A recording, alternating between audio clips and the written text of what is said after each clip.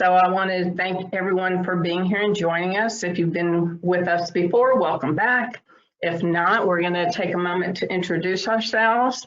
I'm Nancy Mashberg. I'm the Regional Coordinator for the FAAST Central Regional Demonstration Center in Tampa. Also here today is Emily Wilson, our Program Specialist. Emily, you there? Hi, I'm here.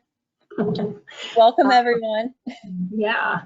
So we are one of 6 regional centers around the state of Florida, and I threw this map up here so that if you're not familiar with your center, you can identify yourself by county and then find your contact information for that center on the FAAST website, or you can contact us later. We'll give you our contact information to make contact with your regional center. But regardless of which center that you go to for services, we all provide the same basic information, same core services. So information and assistance is just what it sounds like. If you want to know if there's something out there that can help, that will help solve a problem, we can let you know some things that are out there, where to get it, how much it costs.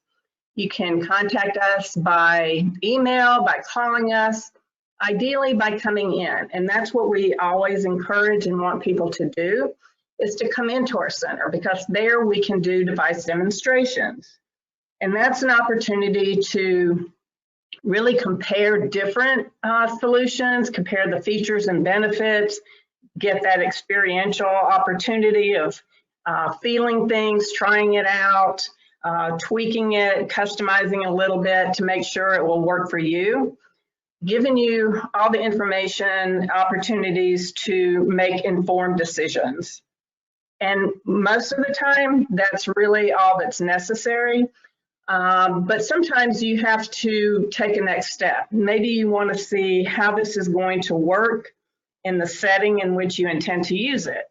Or sometimes you need to work with an agency and hoping that they will help fund this.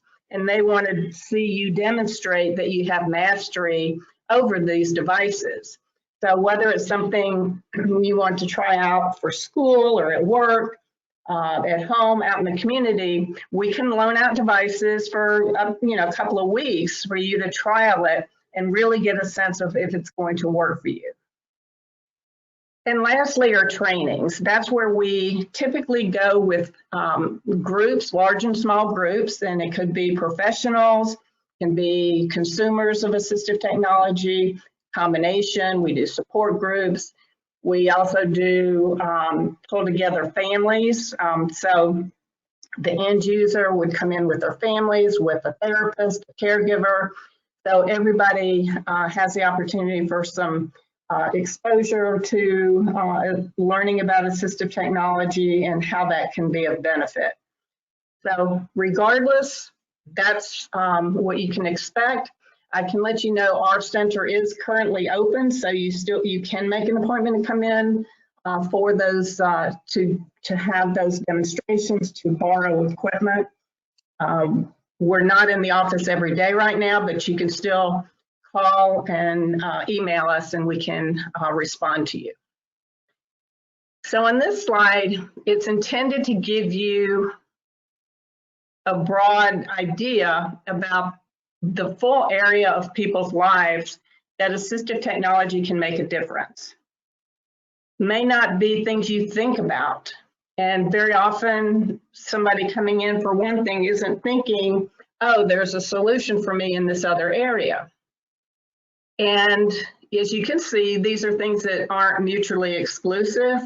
Obviously, someone with hearing loss or low vision can obtain aids for daily living to assist them. So, just trying to broaden your exposure to where solutions may exist when considering the whole person that you're working with. You may focus a little bit on one area, not thinking, oh, I didn't even think that there may be a solution for this. So today our focus is going to be on aids for daily living, and very specifically on eating solutions. Now, why is that? Why are we getting so focused on just one area of aids for daily living? Well, eating is how we get our nutrition. This is how that's like the building block of how we have quality of life is with proper nutrition. If we can't access nutrition through eating, then everything else can suffer. And, you know, people can come into us looking for solutions for, you know, oh, I'm having trouble at work, I'm not remembering to do all my tasks, or I've got chores at home, I'm not doing them, I'm not remembering to do this. We never really think about, are people getting the proper nutrition? Are they just eating things that they can easily access and not making sure they are including all the aspects of that proper nutrition, the basic building block that is the basis for the rest of your quality of life.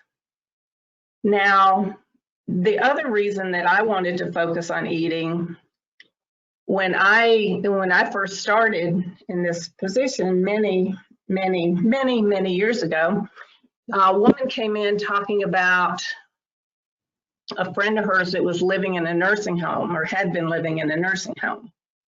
And she tried to visit her at meal times, because when she would visit her at other times, she would see her eating utensils on the floor, food on the floor, tray table out of reach, milk cartons unopened, you know, her meals uneaten, because this woman could not independently access her utensils or, you know, the plates and mugs that allowed her that nutrition. And so her friend wound up dying from malnutrition in a nursing home. Now, granted, you know, there may have been other health factors, but I never got rid of that image. I never, it never left me that end story that, but for simple solutions that would enable this woman to have dignity and being able to feed herself, you know, that how did that affect her self-esteem? How did that impact her quality of life living in a nursing home? So I've never, the area of eating has never left me as something that's critically important to all the people that that we work with at our center. The other thing that we wanted to share with you on the next slide, we don't typically focus on diagnosis, but we wanted to include some of the examples of populations of individuals that we have served specifically in seeking eating solutions. And, you know, just to give you an idea, because you don't necessarily always think about it, you know, depending on the population of folks that you work with, or, you know, maybe this applies to you. Are you always thinking about this area? But we have, you know, worked with all of these individuals in seeking eating solutions for them. Not everybody comes in looking for this. It's not a primary or presenting problem that they come in looking for solutions for eating. Sometimes it's something else. So like I'm looking at the very first one, ALS. Very often people come to us with that diagnosis, and they're looking for communication solutions or mobility solutions. And what we try to do once we've addressed those are to open it up, like, what other areas of your life are you having difficulties? And, you know, we can observe what we see, because our focus is on function. You know, when someone comes in, we look at their function, we look at what are the areas you're having difficulty, and our focus is to improve or maintain function.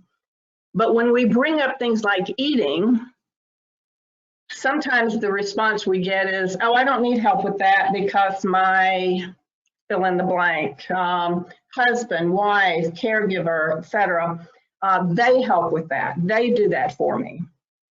And so everybody's an individual. And sometimes when that fill in the blank person is with them, you can look and see they're not necessarily okay with that the same way that the individual is. So we have to look at what is meaningful to a person. Sometimes that eating interaction is their means of engagement.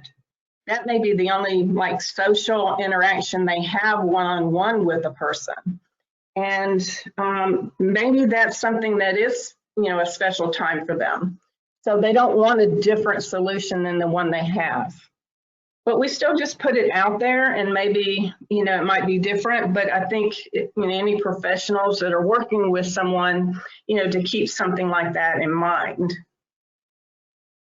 The other thing to think about that we have seen is that sometimes, the right tool is not necessarily the right solution, or vice versa, because it's what's important to that person. So usually when someone comes in, what we'd like to know is, what task are you having trouble with? What's worked in the past? Why is it not working now? And we prepare the different devices, putting them out that we want to try, that we want to demonstrate with them and compare one to another. Our strategy is typically always starting with the simplest solution that can affect a meaningful change. So we might try one thing and okay, that is not helping at all. Okay, we can see that.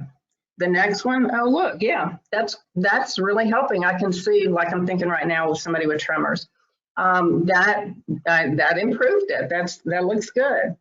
How about this one? Oh my goodness, that's amazing. Look at that. It completely offset your tremors. You're completely independent here.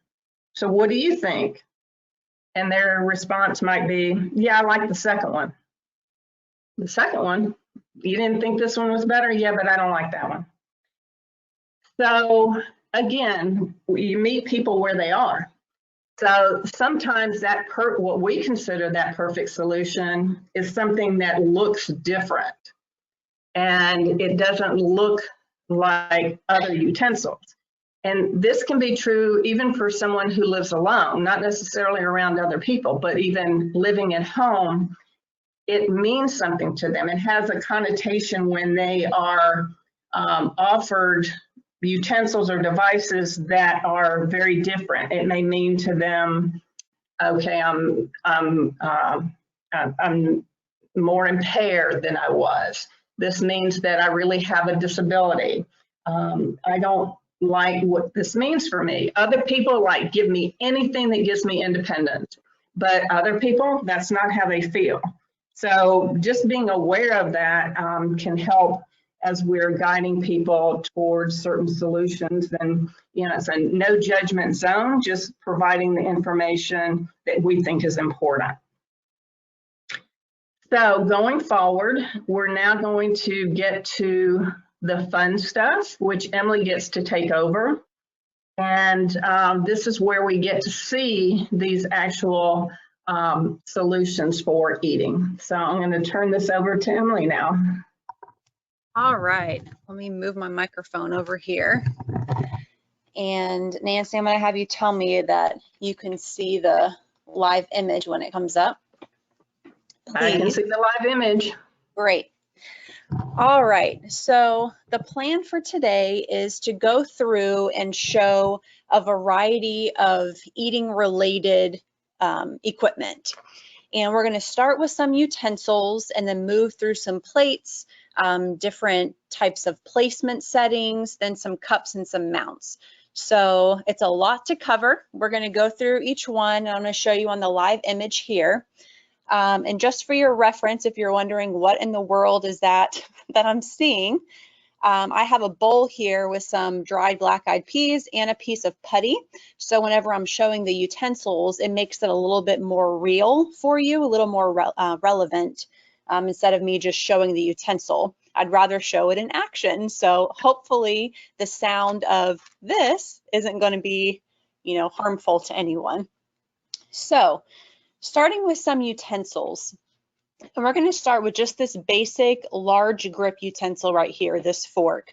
So as you can see, the utensil grip is quite large. And for some people, having something to hold on to that's a little bit bigger, it provides more stability. This could be someone with weakness or just a, not a strong grip.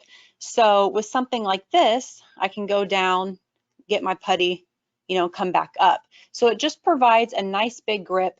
And I know obviously you can't feel it, but you can see on here, there's a few different sections that provide a little extra traction that help with this grip. So this is really a first step when we go to show utensils is, all right, well, let's start with something that's just a little bit larger, a little bit easier to hold on to. So this is the example of the first utensil. It's just a large grip utensil.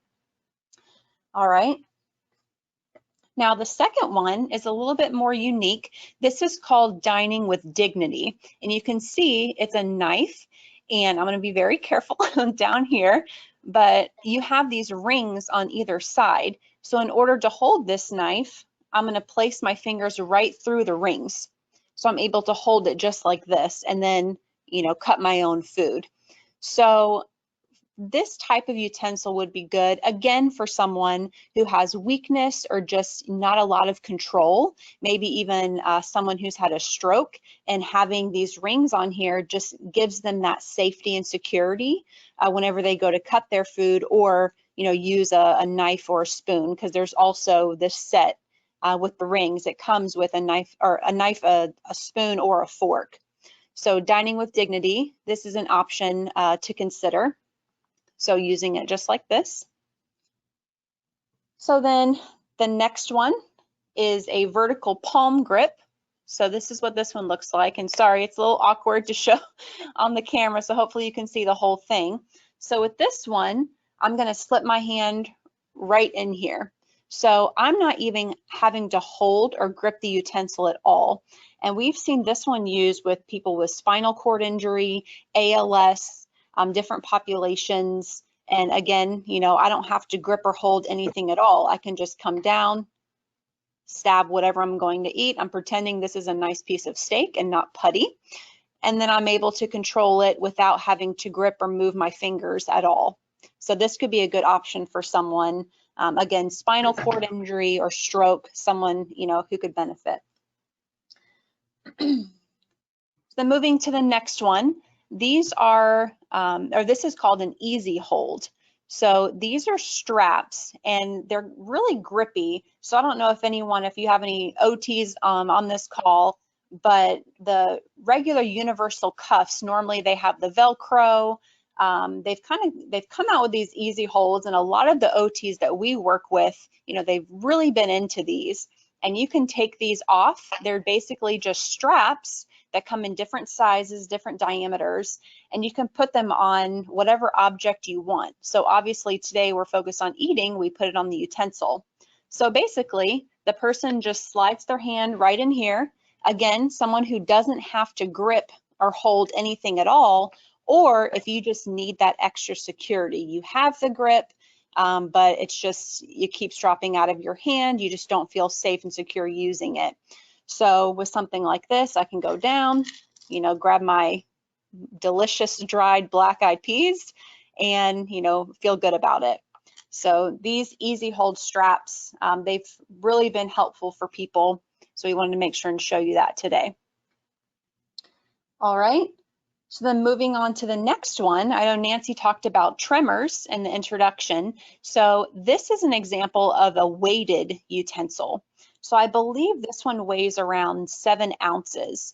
And for people who have tremors, and that could be someone with a central tremor or Parkinson's, even stroke, I'm going to pretend to emulate a tremor here. So shaking your hand. And also, by the way, you can see that this grip is just naturally large and it has these contoured grooves in them. So it can really help people getting, a good grip. There are different ways to hold whenever you're approaching, trying to find a utensil that works for you or the person that you're working with. So making sure you're gripping and holding it is a great thing to consider. So if I have tremors, and adding just a little bit of weight, it can help that security of the utensil in your hand. That weight helps steadies your hand almost. So whenever, I can pretend I have tremors here, I'm shaking. I don't know if you can see that very well through the live image, but having the counterbalance of that weight, can be really helpful for people. So weighted utensil with a contoured handle is a great one to try. All right, so then that's kind of the lower tech option of weighted utensils for people with tremors. So now here's one of the smart spoons. This one's called the Geno. And here I can turn around so you can see the name of it, Geno. And with this one, it has a gyroscope inside. So whichever way, again, I'm going to pretend I have tremors here. So whatever way my hand goes, the gyroscope balances it on the edge of the utensil. So I can have pretty severe tremors here, and you can see those black-eyed peas are staying right on the utensil. So I can move up and down and around, and they're staying right on there. So obviously there's a limit for everything, and that's why it's so great for people to come in and try, is because utensils like this that are so involved and that cost some money, it's good for people to try first before you go and decide to spend your money on something. So this is good for people, who would benefit from those weighted utensils as well. So essential tremor, Parkinson's, and even stroke. And you can see this has a nice large handle as well. So again, making sure the person's holding it correctly whenever you're either doing an assessment or you're considering any type of technology for someone, it's good to know how to use it first before you go and have them try it. So the Geno utensil, that's a good one to consider. Then finally, from the Liftware company, this is called the Liftware Level. And all you do is place the utensil end. I chose a fork for this one. And it has this optional strap that I place my hand in. It's kind of similar to the Easy Hold, a strap to help keep your hand in place. And then whichever way I turn my hand, whether it's back or forth, or up and down, it's going to keep this utensil head level. So I can come here, let me get my putty again. So get the putty, oh gross, got some beans too. So I can have this and be moving around. So someone with poor fine motor control, just not very coordinated, I'm moving my hand around, and that utensil top is staying level. So this is really good for someone again, with that lower coordination, not so much tremors, but more of the movement coming from the plate or the bowl up to your mouth when you're eating. So Liftware Level, this is a good one to consider. All right, so now we can look at some of the bowls and dishes. So this one here we'll start with that we've been using is called the Cali bowl. And I'm going to try and show you without tipping all of these out. So it has this ring, and it's actually like a suction cup on the bottom, and it's really grippy. So you could have this on a table, pressed down, and it's a suction cup. So for someone who, whenever they eat, maybe they have spasms or tremors or anything where that bowl goes flying across the table, this holds it in place.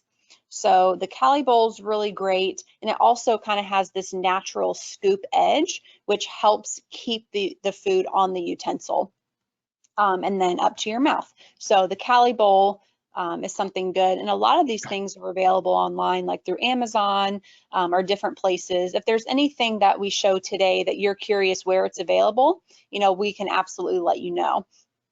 So Cali bowl, that's an example of a bowl.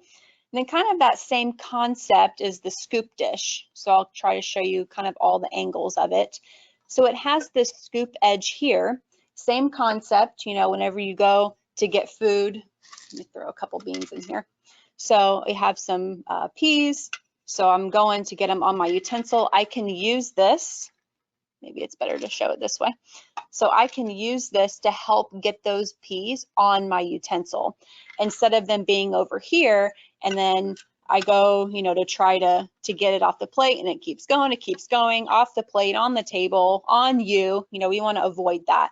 So this scoop dish and even bowls they provide that barrier to help keep the food on the utensil. Okay. So then another example, kind of that same concept, is a plate guard. And these are really cool because you can take them off of the plates, and then you can just put them on whatever plate or dish that you want, and they stretch and expand. So you just put it right on, and again, it adds that wall, that barrier. I'll show you from that angle, you know, to help get the food on the utensil. So this is really great too. And again, these are all for people who maybe they don't have the fine motor control or tremors. A lot of the population that you saw when Nancy went over all those diagnoses. So finally, of plates and bowls, we have the partition plate. And you may have seen these at Walmart or out and about. But this has the plate, and it kind of has a built-in partition, hence the name partition plate. So with this one, you have different sections, and again, these can be used as that barrier when you're trying to get the food and control it on the utensil and not making a mess or even causing a safety concern. So partition plates, these are really beneficial as well. Okay, so now I'm going to move some of these things out of the way and transition to the next phase. So you might be asking, what in the world are those colorful things underneath the bowls and plates? Well, let me tell you. So these are all meant for place settings or kind of that grip materials, that non-slip, non-skid kind of surface. So first, you might be familiar with this. This is just basic cabinet liner. And some people put this on their dinner, like underneath their dinner plate or as a placemat, and it just adds that non-slip surface. So, you know, similar to that Cali bowl where it suctions down, well, this just provides a surface where it's not going to go sliding around. So cabinet liner, you might even have, or someone you know might have it already in your cabinet. You can just take a piece and try it, you know, pretty inexpensive. A step up from that would be Dysum. So I know this is very common around the therapy centers, but Dysum, it's kind of a thicker material than cabinet liner, and it's really sticky. So again, it holds those plates and those bowls in place as you're eating. And then finally, there's a grip board. So this, you know, is kind of a mix between the two as far as the feel goes. But this is a board, so it's a hard surface. And we've seen a lot of success when it's being used, maybe a wheelchair user or someone who uses a walker, that you can take this board and you can place it in your lap. So maybe if you have someone going from the kitchen to the living room, and instead of trying to balance a bowl and a cup and a bunch of things in your lap and potentially, you know, hurting yourself or making a huge mess, you could have a grip board like this, place it in your lap, and then have your items on the board. And then you won't have to worry about it spilling everywhere. It's going to, you know, provide that non-slip surface that holds things in place. So these are really great ideas, a lot to consider, you know, when you're talking about eating and food and all of the above. All right, so now we're going to look at a couple cup and mug examples. So this first one we wanted to highlight is the Tervis handle. So I don't know, I mean, a lot of people know what Tervis tumblers are. They're like the insulated mugs. Well, this brand also sells handles. So this is good to show because it's commercially available. All I do is just slip my hand right through and I'm able to grip and hold. It's like a makeshift handle, you know, for any cup or mug that you want. So this is a good kind of first step to show. Some people feel more comfortable holding it this way, but we tend to show it going straight through, and you feel safety and secure whenever you're handling your mug, and, you know, taking it maybe from the table to your mouth or from a mount and a holder on your wheelchair, you know, to drink it, whatever the case may be. So Tervis handles are something to consider. Then the next one is another cup or mug handle, but this one can come off. So what's great about this one is, one, you can attach it to whatever you want and it just snaps right back on. Two, you know, comparing the two handles here, sorry, I shouldn't show it this way. Comparing the two handles, you can see that this one kind of has a curve at the bottom. So someone might not be able to slip their hand up, they have to go through. And for some people, you know, having a handle with this wide opening at the bottom, they're able to just slip their hand right up. So this works well for a lot of people. And same concept, whenever you have your hand through, you're able to grip and hold it. It feels a little bit more secure for people. So when you're considering a client or you yourself, you know, you're having trouble holding and, you know, manipulating cups and mugs and bottles, adding a handle like this, that's a good first step to try to see if you're independent in doing that task. Okay. So then the next one's a unique device. It's called the grip-in mug, and you can see there's a hole right in the middle of it. So my hand is going to go straight through the mug. And maybe if a handle's not working for you, you can have something like this, and you know, you stick your hand completely through. So I have a really good grip of the mug. Of course, let me open the top for you. So the inside, the liquid's going to go on either side. Oops, wrong way. Either side of the mug.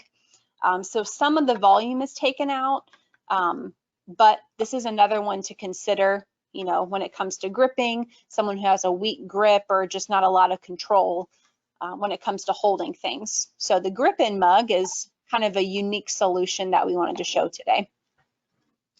All right. So now the next one is called a weighted mug. So similar to that weighted utensil, it's going to serve the same population of people. Parkinson's, stroke, essential tremor, folks who don't have, you know, a lot of control, or when they have tremors. So this is an insulated mug. It has this nice handle here, but it feels heavy. You're just going to have to trust me that it's heavy, since, you know, you can't try it through a video. But it has a little bit of extra weight to it. And we've even seen people not only, you know, having their coffee in an insulated mug, but some people prefer, instead of trying to use a utensil with soup, they'll just put soup right in a weighted mug and then hold it and bring it up to their mouth. They just feel, you know, more secure, more control doing it that way. But a weighted mug, you know, that could be a good solution for people. All right. And then next is the steady mug, and you can see that this handle twirls. This is one of Nancy's favorite devices. we love this one. So with this one, you have this mug, and whichever way, you know, I'm turning this handle, if I'm having tremors or, you know, spasms, just let me try again. Just uncoordinated movements, you know, going up and down, whichever way I turn my hand, it's going to keep that mug straight up and down so it doesn't spill all over yourself. So this one's kind of different. Not a lot of people know about it, so we wanted to make sure to show this one as well. All right. And then finally, last but not least for the mugs, is a nice bilateral mug. So a lot of people, you know, people who have those uncoordinated movements, or they just feel more secure holding it with both hands, you know, this could be a good one to consider. Again, when it comes to eating and drinking, safety and not spilling hot beverages all over yourself, you know, super important. It's one of the main things, you know, people come in here, they're like, oh, well, I don't want to do it because I'm scared, or I don't want to hurt myself, things like that. So having something like this, you know, could be very useful. Okay. Finally, we have a couple mount options. So this first one, I'm going to make sure and get the whole thing in the image. So this is a modular hose mount. So this here, you know, this spring clamp opens and you can attach it to tables or wheelchair, power chair, a desk, whatever you need to do. And I can, sorry for the noise, but I can adjust and manipulate this to be in the correct angle, the correct position that I need it to be. And obviously, you know, I have a cup in here with a nice straw. So this whole system could be good for someone. You know, Nancy talked about the importance of eating and nutrition, but also, you know, dehydration is an issue too that we hear a lot.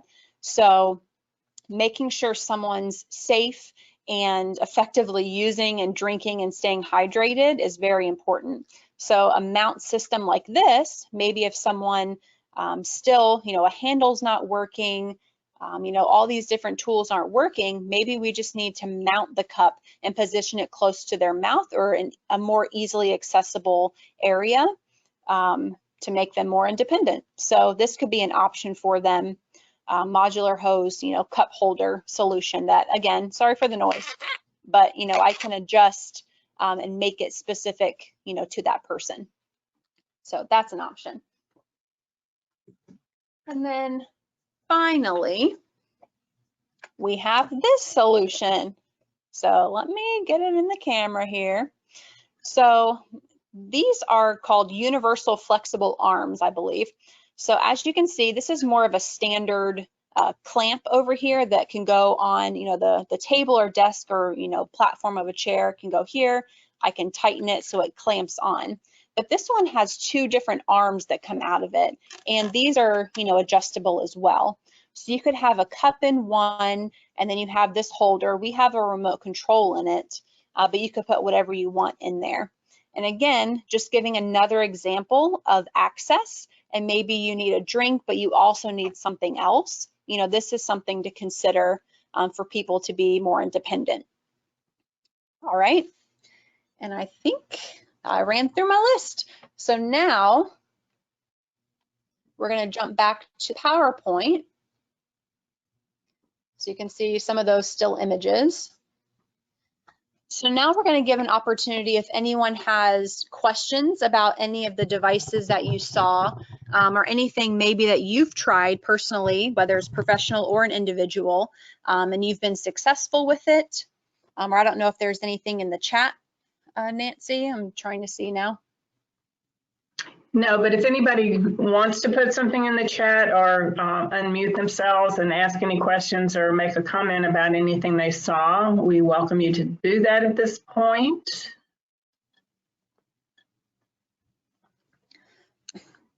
And if not, we will go continue on and leave you with this food for thought. We're pretty corny, but I found this and we thought that this pretty much was a good closing comment that applies to both eating solutions as well as other aids for daily living. If anybody on here can't read that, it says, when you cut it for me, write it for me, find it for me, open it for me, tie it for me, all I learn is that you do it better than me. So just wanted to leave that thought with you.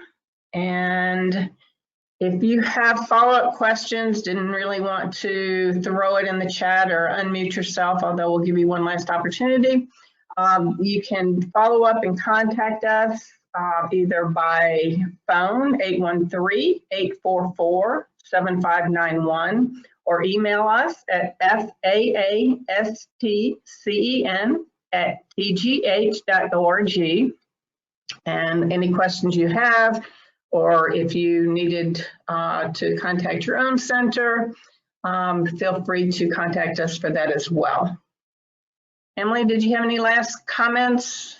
And we'll open it if anybody else wants to unmute themselves or throw something in the chat. But otherwise, we thank you all for being with us today and hope you found something of benefit in what we shared with you.